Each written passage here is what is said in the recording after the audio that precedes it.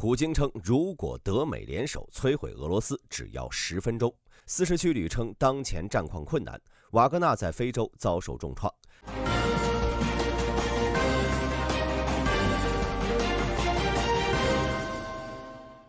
7月28号，俄罗斯总统普京在圣彼得堡举行的海军阅兵式上发表讲话。他说了，如果美国在2026年在德国部署远程导弹系统，那么仅需要10分钟，美国的导弹就能摧毁俄罗斯的重要工业和军事目标。他还提到了美国向丹麦和菲律宾部署台风中程导弹系统进行联合演习的事儿。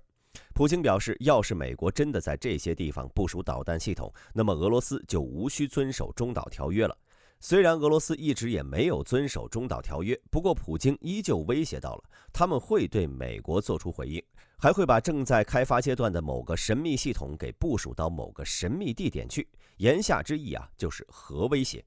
7月10号，美德政府发布了一份联合公告，大概意思是两国政府首脑在北约峰会前后进行了协商，确定将于2026年开始在德国部署多域特遣部队和远程火力。远程火力包括标准6、战斧和美国正在开发的高超音速武器。标准6和战斧都是美国海军的经典装备了，但是为什么这次美国准备部署在德国就激起普京如此大的反应，甚至在演讲中公开威胁要动用神秘的妙妙工具呢？想要知道这点，我们不妨先了解一下这次美国派往德国的武器和部队。标准6型导弹是美国海军当前最先进的防空和反导系统之一，它由雷神公司研发，是标准导弹家族的最新成员。标准6设计用于执行包括舰对空、舰对舰以及弹道导弹防御等多重任务，其多功能性和强大的性能使其在现代海战中扮演了不可或缺的角色。标准6导弹支持多种任务，包括海上防御、对抗超音速飞行目标和战区外打击。这种多用途能力使其在多种战场环境下均可发挥重要作用。SM-6 拥有超过200海里的作战射程和卓越的命中精度，这一远程打击能力远超其前身标准2和标准3导弹，使得舰队可以在敌方威胁到达之前从安全距离消灭其威胁。与依靠舰船雷达系统的标准2导弹不同， SM-6 装备了先进的主动雷达寻头，能在飞行终端阶段自主锁定并追踪目标。这一特性提高了导弹的反干扰能力和命中率。同时，标准6导弹能够接收来自舰船、飞机及地面的雷达信息，实现信息共享和网络化作战。这一点增强了整个作战网络的反应速度和灵活性。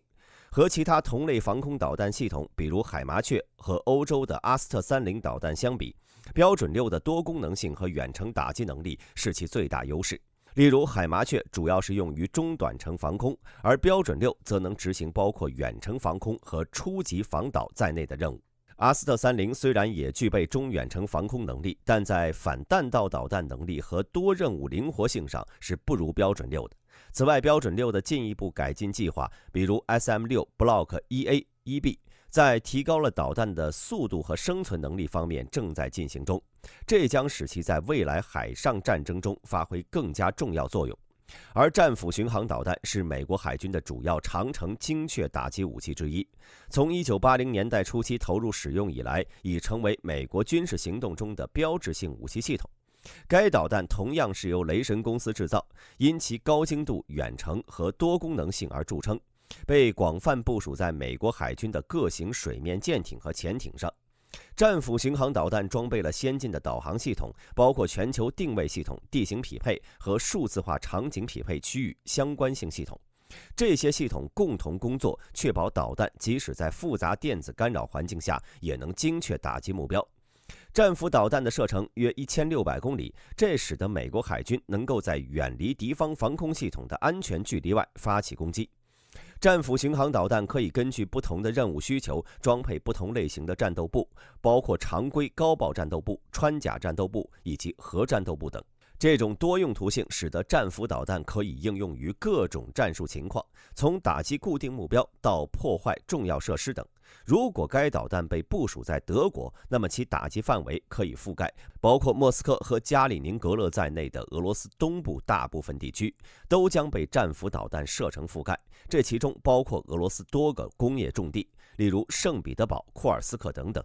同时，由于战斧导弹可以从水面舰艇的垂发系统和潜艇的鱼雷发射管发射，提供了极大的战术灵活性和突击能力，这让俄罗斯对这款武器的防御变得更加困难。与其他国家的巡航导弹相比，比如俄罗斯的口径导弹，战斧导弹在技术成熟度和战斗验证方面具有显著优势。战斧导弹的标准射程约为1600公里，部分型号射程甚至更远，而口径导弹最大射程约为1500公里。虽然两者均使用了卫星制导，但战斧使用的 GPS 系统不仅精度更高，而且卫星更多。反观口径巡航导弹使用的是俄罗斯的格洛纳斯导航系统，按照其设计时的标准，需要有24颗卫星才能实现基本功能。但现在俄罗斯只有27颗卫星，其中2颗呢还在测试阶段。这就意味着，相比 GPS， 格罗纳斯的抗干扰和抗打击能力更差。一旦战争爆发，对卫星系统的打击和干扰是必然的，而俄罗斯缺少对此的应对手段。战斧导弹从1980年代末期服役以来，已多次在冲突中得到广泛使用，包括波斯湾战争、科索沃战争、伊拉克战争和叙利亚冲突。这些实战经验验证了其可靠性和效果，实现了战斧导弹在现代战争中的战略价值。相比之下呢，口径导弹虽然在近年来的叙利亚冲突和俄乌战争中证明了其战术有效性，但相较于战斧导弹，其实战经验较少，主要限于近几年的军事行动，而且实战效果也不尽如人意。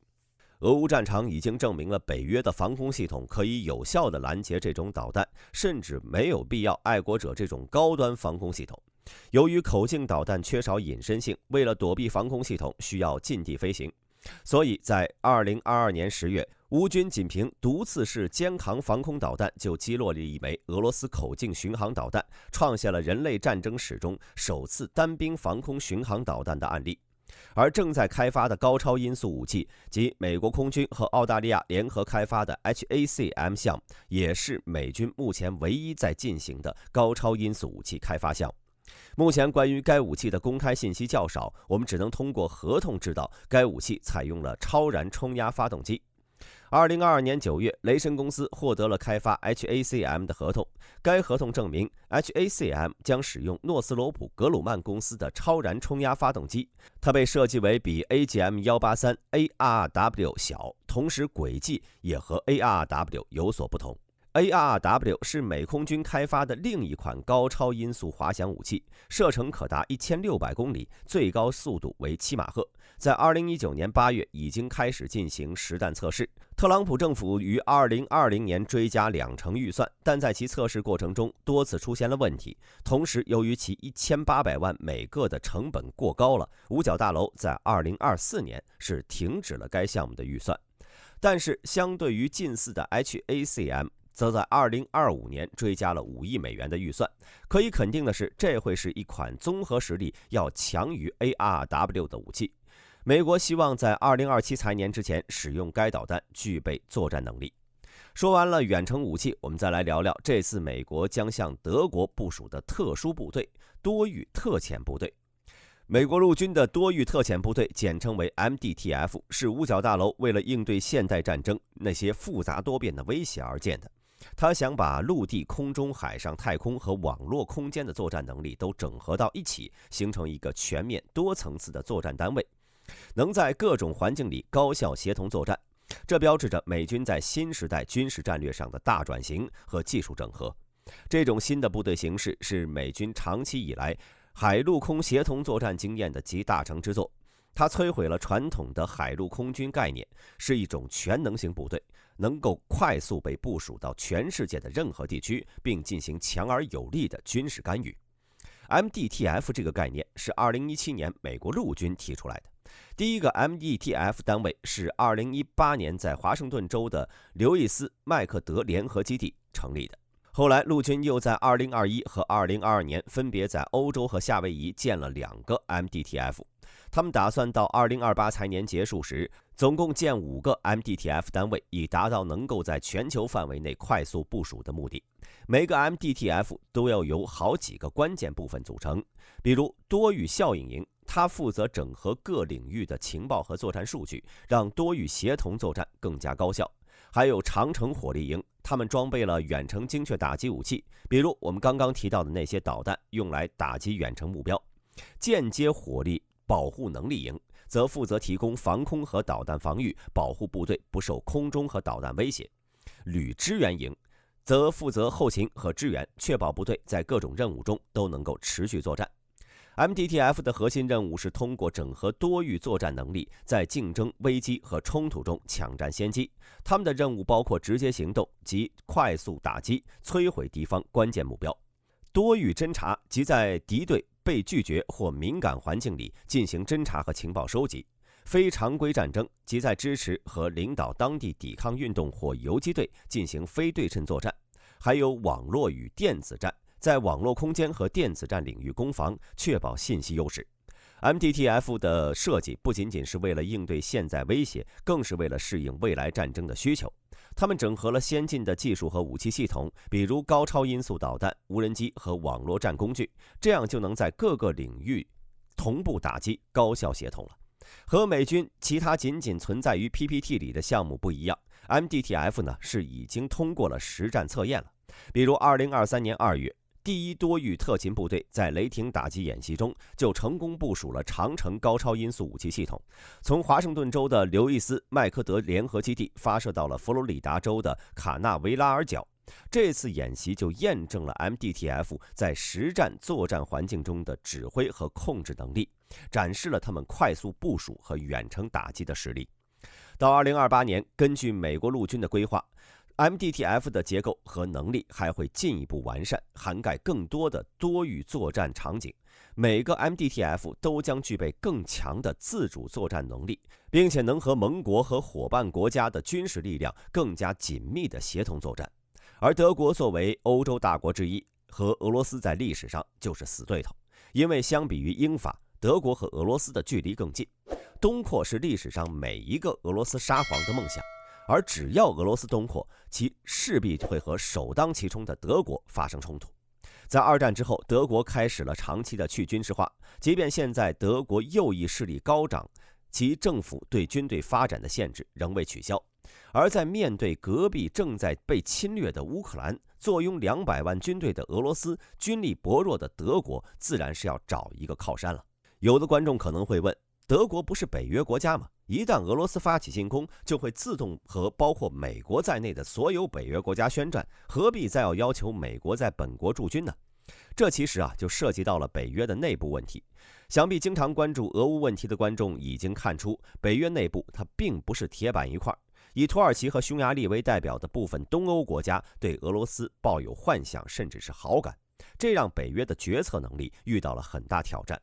而且宣战不代表迎战，不到100年前，德国吞并波兰之后，英法虽然对德国宣战，但却并没有迎战。如今德国直接让美国最精锐的多域作战特遣队 MDTF 部署在本国，对于俄罗斯而言，其威慑力是不言而喻的。如果俄罗斯胆敢进攻欧洲，那么将直接和美国军队开战。有了主心骨，欧洲也能更加团结，共同抗俄。而对美国来说呢，在欧洲部署 MDTF 也好处多多呀。大兵刚刚说了，该部队除了进行常规战争外，还能兼顾渗透和网络作战。而如今俄罗斯黑客正在互联网上横行，利用网络掩护，公然对美国和欧洲的政府军队网络发起攻击。其中不乏有俄罗斯军队的情报组织背景的，在欧洲部署多域特遣部队，能够遏制俄罗斯对欧洲的持续渗透，同时为未来可能爆发的网络战争积累经验。可以说，美国、德国的这一手不仅是双赢，还狠狠地卡住了俄罗斯的脖子，难怪莫斯科会如此气急败坏了。以俄罗斯的视角来看，如果美国真的把远程火力部署在了德国，那么他光复苏联版图的梦想将受到极大的阻力。就像他在演讲中所说的，美国的导弹从德国发射，仅仅需要10分钟就能抵达俄罗斯，并且摧毁其发动战争所需要的一切，包括在黑海附近重要的货运港口、炼油厂，以及在克里米亚和加里宁格勒的导弹发射井、部队驻地、机场等等。而俄罗斯完全没有能力阻止这一切的发生。尽管俄罗斯是全世界防空系统最先进的国家之一，拥有 S-300、S-400、铠甲等一整套的成体系防空系统，但在俄乌战争中，面对乌克兰发射的无人机和风暴阴影巡航导弹，俄罗斯防空部队的表现实属是有些抽象了。就拿克里米亚来说，尽管俄罗斯早就知道乌克兰要打克里米亚，在4月份就开始将大量的防空系统调往该地点，包括还在实验状态的 S-500。然而，俄军就算不惜削弱其他地方的防空能力，将防空系统集中在克里米亚，却依旧没能阻止乌克兰轰炸克里米亚。俄罗斯防空部队已经明显表现出应对小型低空飞行目标时存在漏洞。其次，乌克兰的海马斯多管火箭炮系统在战场上取得了显著效果，成功摧毁了俄罗斯的多个后勤基地和指挥中心。虽然 S-400和 S-300在理论上能够拦截其发射的火箭弹以及陆军战术导弹，但在实际作战中，其反应速度和拦截成功率令人忍俊不禁。曾有视频证据显示，一架 S-400发现自己被陆军战术导弹瞄准了，连发4发导弹拦截，却依然没有阻止自己被摧毁的下场。除了以上2点外呢，俄罗斯广袤的国土也成为其防空体系的短板。由于防空系统有限，俄罗斯国防部注定不能像在普京官邸部署7套防空系统一样保护俄罗斯东部的其他目标。如果美国在德国部署了大量导弹，并选择攻击俄罗斯，那么俄罗斯将没有任何有效的防御办法。很明显，普京大统领所说的美国只需要10分钟就能毁灭俄罗斯所言非虚。然而，这个世界第3军事强国如今竟然束手无策，莫斯科如今没有任何办法能够阻止这一切的发生，只能再次打出那张老生常谈的核威慑牌。大统领这一套呢，还玩了一手故弄玄虚，声称自己要在神秘地点部署神秘武器。但大兵认为，除非莫斯科面包厂里已经开始着手搓外星战舰和激光炮了，否则所谓的秘密武器很难威胁美国和整个北约。上周末，乌克兰进行了史上距离最远的袭击，目标是俄罗斯的奥列尼亚机场。袭击导致了一架俄罗斯的图 22M3 远程超音速轰炸机受损。该机场位于摩尔曼斯克以南，距离乌克兰约1800公里，靠近俄罗斯与芬兰北部边界了。近期，乌克兰还袭击了克里米亚的主要目标，包括破坏用于向被俄罗斯军队运输军事装备的铁路轮渡。从2022年俄罗斯大规模入侵以来，乌克兰已经发展并继续提升使用不同装备的打击能力，包括本土生产的空中和海上监视及打击无人机，北约援助的比如风暴阴影、SCALP 和 ATACM， 以及来自多个来源的情报和特种作战部队的支持。乌克兰的打击综合体旨在支持作战和战术活动，扩大俄罗斯在战争中面临的困境，参与经济战，并降低俄罗斯的能源和工业能力。同时，乌克兰的空袭呢，还能向普京施加压力，并且向俄罗斯公民以及西方支持者展示乌克兰的决心。乌克兰正在寻求在空中打击行动、地面行动和外交活动之间取得平衡，同时在保持性价比的同时消耗俄军。接下来，我们来看一下战线。7月28号，俄乌冲突持续激烈，在哈尔科夫市，俄罗斯军队在沃夫昌斯克和沃夫查河南岸的阵地可能不再稳固了。乌克兰军队在沃夫昌斯克中部和赫里伯克附近的反击行动，展示出了俄罗斯在该区域的进攻受挫。俄罗斯军队在哈尔科夫方向采用不同战术，俄军的人员和运输弹药大部分集中在了边境线外。然而，无论俄罗斯的后勤部队在哪里，都处于乌军的打击范围之内了。在卢甘斯克州，俄罗斯军队沿着库皮扬斯克线展开进攻，但未能取得显著进展。乌克兰军队则对俄罗斯训练场发动了 ATACMS 导弹袭击。乌军称，这次袭击造成了俄罗斯第228摩托化步兵团90名人员死伤。俄军本来想将其部署在阿夫迪夫卡方向，但该消息需要更多证实。顿涅茨克州方面，俄罗斯军队继续在多个方向发动进攻，包括西维尔斯克、恰西夫亚尔和托列斯克等地，但前线变化有限。值得注意的是，乌军在西维尔斯克方向收复了部分失地，这一消息并不是乌克兰方面发布的，而是俄军发布的无人机袭击视频显示的。原本俄军的阵地现在已经被乌军占领了，不过俄罗斯无人机拍摄质量太差，大兵无法判断被无人机袭击的是否是俄军，不排除痛击友军的可能。当然，如果这样，那就说明俄军的阵地还在。在阿夫迪夫卡西北部，俄军也取得了一定进展，在纽约村方向形成了一个明显的突出部。同时，乌军撤退至运河水库一带，双方可能要在这里进行下一轮的阵地消耗战。此外，扎波罗热州西部，俄罗斯军队在罗伯季涅附近取得进展，但整体战线相对稳定。总体来看，7月28号，俄乌双方在多个战线的攻防行动均未出现重大突破，战斗持续焦灼。乌克兰军队通过有效反击和阵地防御，对俄罗斯军队的进攻形成了有力遏制。近日，《华盛顿邮报》采访了部分乌军士兵，他们表示现在的情况很艰难。在顿涅茨克地区的奥切雷泰恩附近，30岁的第47旅营长奥列克桑德尔正在与俄军展开殊死搏斗。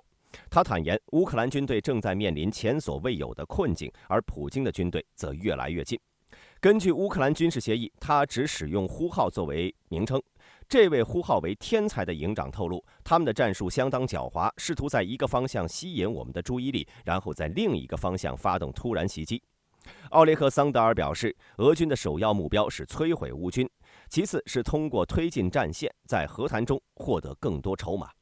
然而，乌克兰军队并未坐以待毙。本周，华盛顿的智库战争研究所报告称，乌克兰成功阻止了俄军在科斯蒂安蒂尼夫卡附近的大规模机械化进攻，导致俄军装备大量损失。尽管如此，前线局势依然严峻，乌克兰疲惫不堪的部队正在感受巨大的压力。接受乌克兰邮报采访的乌克兰指挥官和士兵纷纷表示，他们正在面临资源匮乏和严重缺员的困境。尽管乌克兰议会通过了一项新的动员法，但应征入伍者仍然在接受训练。一名56岁的中士，呼号为巴特，将前线局势描述为危急。在顿涅茨克地区作战的迫击炮连指挥官米哈伊尔也表示，俄军最近在奥谢列廷周围投入了大量资源和部队，包括更多的坦克。他警告说，如果俄军占领了托列斯克、波克罗夫斯克和克斯蒂安蒂尼夫卡，整个顿涅茨克地区将处于危险之中。除了不断的轰炸和无人机袭击外，极端高温也正在耗尽乌克兰士兵的体力。湛蓝的天空意味着士兵更容易受到侦察和无人机的威胁。几位乌克兰指挥官指出，无人机是乌克兰抗衡俄罗斯的利器，但俄罗斯已经大幅提高了其电子干扰能力。尽管面临种种困难，但乌克兰军队仍在努力抵抗。无人机部队的指挥官希尔西表示，他们正在重新设计无人机，以进行排雷和新型攻击。同时，士兵们也使用新的雷达设备来识别和警告盘旋的无人机。7月27号，马里和阿尔及利亚边境发生了一起重大袭击事件，由马里的一个武装势力发动。这次袭击导致数十名俄罗斯军人和瓦格纳集团的雇佣兵伤亡。这次袭击呢，由非洲武装势力 CSP、PSD 声称承担。他们表示击溃了马里军队和俄罗斯雇佣兵的整个纵队。此外，俄罗斯内部消息人士透露，瓦格纳集团在这次袭击中损失惨重，有33人死亡和18人受伤。据称，CSP 和 PSD 还俘虏了一些瓦格纳成员，甚至包括瓦格纳指挥官安东·叶里扎罗夫，但这一信息尚未得到独立证实。俄罗斯国防部与 CSP 和 PSD 进行了一些谈判，成功交换了部分囚犯。据一些军事博主称，俄罗斯国防部为每一个被俘的瓦格纳雇佣兵支付了赎金，但是对于叶利扎罗夫的具体情况仍存在争议。有人认为他在伏击中丧生了。自从2022年开始，俄罗斯就试图通过瓦格纳集团加强对于非洲的控制，并通过军售和雇佣军和当地政府打好关系，以此获得当地矿产和廉价的劳动力。今年中旬，美国和法国相继从非洲国家撤军，其原军营均被俄罗斯武装势力占据。但这次袭击事件呢，证明俄罗斯对非洲的控制并不是一帆风顺。俄罗斯如今深陷俄乌泥潭，如果非洲情况有变，将会陷入双线作战局面，情况很不明朗。2024年7月27号，美国国防部宣布将对驻日本的指挥体系进行重组，以应对日益紧张的亚太地区安全局势。这项重组计划旨在强化美日防务合作。根据最新的计划，美国将整合在日本的多个军事指挥部，以更高效地协调和实施防务策略。这一调整被视为两国防务关系复兴的重要一步，目的是提升联合行动的效率和响应速度。美国防部长表示，通过这次重组，我们希望进一步巩固与日本的战略伙伴关系，确保我们能够快速有效地应对任何潜在的威胁。他还强调，此举不仅会增强地区稳定，也有助于维护国际秩序。此外，这一计划还包括扩展与日本自卫队的联合训练，并增加对新兴威胁的应对能力。专家认为，这种紧密合作将有助于提升双方的战斗力，并对抗不断升级的地缘政治挑战。总的来说呢，这次重组标志着美日防务合作进入了一个新的阶段，双方将共同致力于维护亚太地区的和平与稳定。本期视频到此结束，欢迎各位在评论区留言讨论。我是大兵，我们下期再见。